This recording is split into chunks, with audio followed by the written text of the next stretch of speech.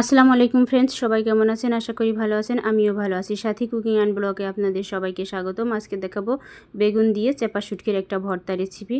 এ জায়গায় আমি নিয়েছি একটা গোল সাইজের বেগুন, আর এখানে নিয়েছি 3টা চেপা শুটকি। মাছগুলো ধুয়ে নিয়েছি সুন্দর করে। আর এখানে বেগুনটা আমি মাছ বরাবর ফেলে নেব, যাতে বেগুনের মধ্যে কোনো পোকা আছে কিনা দেখার জন্য। দেখুন বেগুনটা কিন্তু খুব জালি এবং কোনো পোকা নাই বেগুনের মধ্যে। বেগুনটাতে এবার একটু হালকা তেল মাখিয়ে বেগুনটা গ্যাসের চুলার উপরে বসাই দেব বেগুনটা পোড়ানোর জন্য। গ্যাসের চুলার আঁচটা খুব হালকা রাখতে হবে, না হলে বেগুন সিদ্ধ হওয়ার আগেই বেগুন পুড়ে যাবে।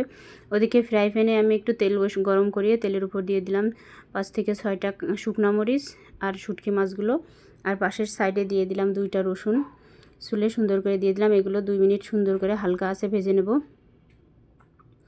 এগুলো ভাজা হয়ে গেলে আর ওদিকে বেগুনটাও আস্তে আস্তে পোড়া হয়ে যাচ্ছে। বেগুনটা যখন পোড়ানো হয়ে যাবে তখন বেগুনটা কিন্তু খুবই আস্তে জালে পোড়াতে হবে। দেখুন আমার বেগুনটা পোড়ানো হয়ে গেছে। এবারে আমি বেগুনের উপরের খোসাটা সুন্দর করে ছুলে নেব, পরিষ্কার করে ছুলে নেব। আমার এই রেসিপিটা যদি আপনাদের ভালো লেগে থাকে তাহলে অবশ্যই লাইক করে কমেন্ট শেয়ার করে দিবেন, আর আমার চ্যানেলটা সাবস্ক্রাইব করে অবশ্যই পাশে থাকবেন। আশা করি বেল বাটনটা প্রেস করে রাখবেন, যাতে নতুন নতুন ভিডিও ছাড়ার সাথে আপনারা রেসিপিগুলো পেয়ে যান। দেখুন বেগুনটা আমার পরিষ্কার করা হয়ে গেছে। বেগুনের গায়ের পুরা চামড়াটা আমি সুন্দর করে পরিষ্কার করে নিচ্ছি। দেখুন বেগুনটা কত সুন্দর কালার হয়েছে, পুড়ে গেছে এবং সিদ্ধও হয়েছে ঠিকমতো, কোনো কাঁচা নাই বেগুনের মধ্যে। খুব সুন্দর হয়েছে বেগুনটা সিদ্ধ পোড়ানো।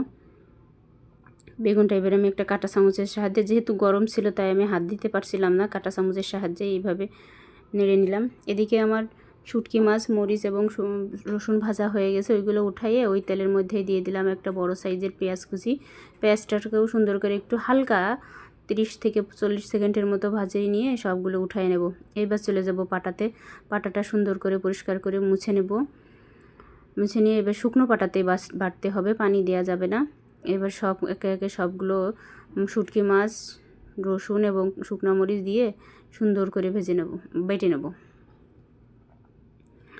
সুন্দর করে নিপাস করে বেটে নিতে হবে, যাতে কোনো কাটা অংশ না থাকে। মাছ বাটা হয়ে গেলে এবার দিয়ে দেবো সেই পেঁয়াজগুলো কিন্তু খুব বাটা যাবে না, হালকাভাবে বাটতে হবে।